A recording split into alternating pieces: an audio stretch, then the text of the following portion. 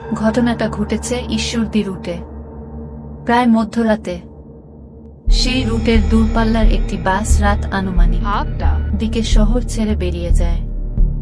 বাসে যাত্রী ছিল একজন গল্পের নায়ক, ড্রাইভার আর একজন হেল্পার। পথে বেশ কয়েকটা স্টপেজ থেকে যাত্রী উঠানামা করার কথা, কিন্তু কেন জানি সেদিন কোনো স্টপেজ থেকে কোনো যাত্রী উঠেনি। বাসটি শহর ছেড়ে আরো দূরে চলে গেল এবং একটি জায়গাতে, খারাপ জায়গা, লোকের মুখে শোনা থামল।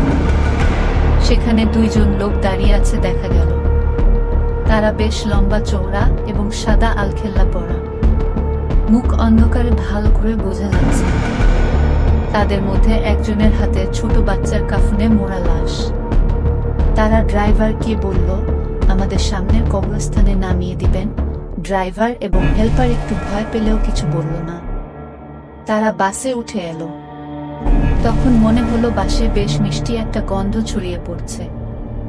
রাতের বাস, তাই লাইটগুলো সব অফ করা। ড্রাইভারের কাছে বাসটা বেশ ভারী হয়ে গেছে বলে মনে হলো। যতই স্পিড বাড়ায় বাস আর তেমন এগোয় না। অদ্ভুত লোকগুলো সারা বাসে এত জায়গা থাকতে গিয়ে বসলো একদম পিছনের সিটে। বাসের অন্য 3 জনের ততক্ষণে কাহিল অবস্থা।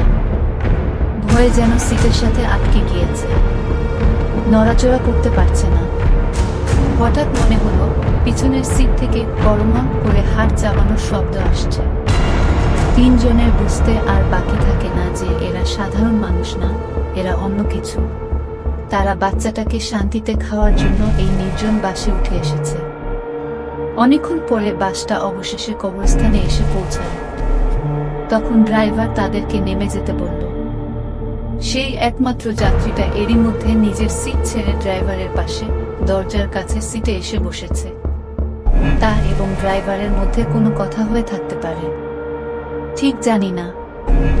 লোক দুইটা যখন নেমে যাবে, দরজার কাছে আসা মাত্রই ড্রাইভার লাইট জ্বলিয়ে দিল। সেই যাত্রীর খুব কৌতূহল ছিল যে তারা দেখতে কেমন।